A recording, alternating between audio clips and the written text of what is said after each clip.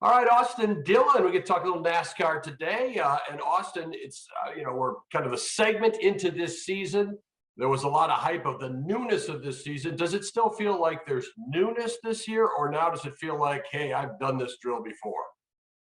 Man, it's been really exciting. Every weekend we unload at the track, and you feel pretty good that the hard work you put in at the simulator is going to pay off, and you get there and you don't know what to expect. And you kind of make some big adjustments going into the race, and you hope you hit on them. And our team's really done a good job preparing for these races and getting the car right and making up gains during the race. So I'm very proud of RCR on their effort for the next gen car, and we've been very close. So, we have a second and a third place finish right now. Last weekend was a great weekend for us, and really felt like we had a shot to lock ourselves in the playoffs. Just missed it narrowly there. But you say you're knocking on the door so far this year. You know what it takes. I assume everybody around the team. The expectations are a certain point, but those are realistic expectations as well. I mean, you're a relevant front of the pack driver every week. Does that just kind of give you the adrenaline, the enthusiasm to get back after it every week? Yeah, every time you have a run like that, it pumps up your guys. It pumps up me as a driver, and it makes us. We've been in the simulator this morning.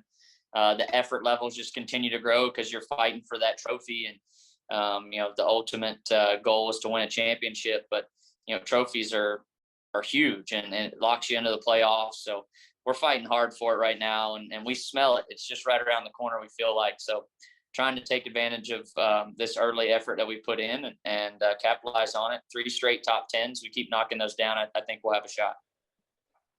You say you smell it. Dirt, Austin. What's your reaction to dirt?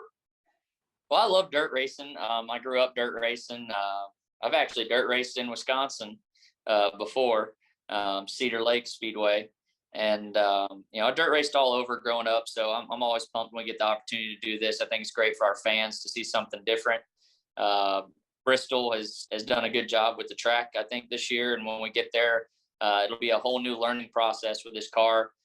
It's hard to simulate dirt because it's always changing. But we're trying to build a consistent setup and win that race. It's one of those races that can lock you in as well. It's not just an exhibition or one-off, and it is in a way, and it's fun. But this is points race. It means a lot.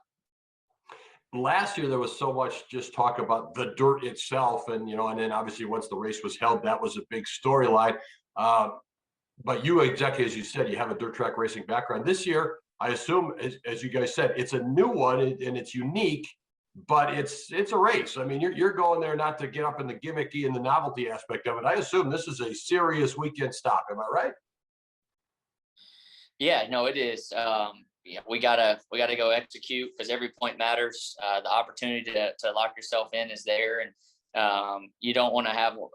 Last year we were overconfident probably going in because I have a background in dirt. And, we'd won Eldora, the first dirt race back in the truck series a long time ago, and yeah, we missed it. We did not run well, so we're more focused this year, I think, than last year, and trying to take a setup that will benefit us better when it comes race time, and I think we'll be just fine. Wow, interesting admission, Austin. Interesting. You're coming up here to Road America, 4th of July. I mean, here we're getting Easter. We've got a holiday coming up this week. Then 4th of July back up here in Wisconsin. Last year was very successful up here. It kind of has the sense like maybe that could take off into a little bit of a tradition and a kind of a spot on the calendar here. Did you guys feel that way coming up here? And as you get ready to come up in July?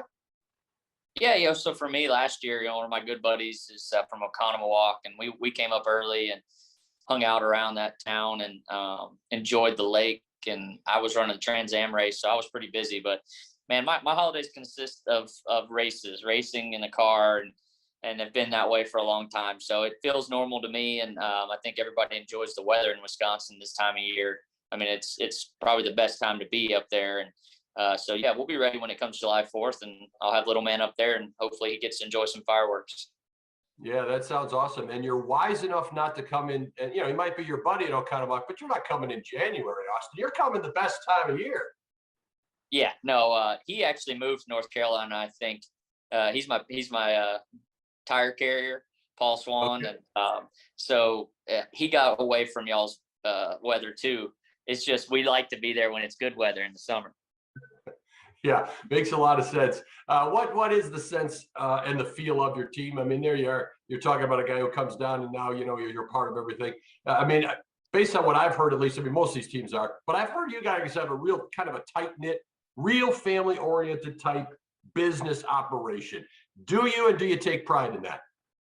Yeah, I've always felt, our company is a little different than most, where we really, take care of our employees, and they're part of the family. Bring them in and get to know them, and I enjoy that part about RCR. It's feels this way every time you cross our railroad tracks to the shop, that this is our team, and we take care of each other, and it's a great organization to be a part of.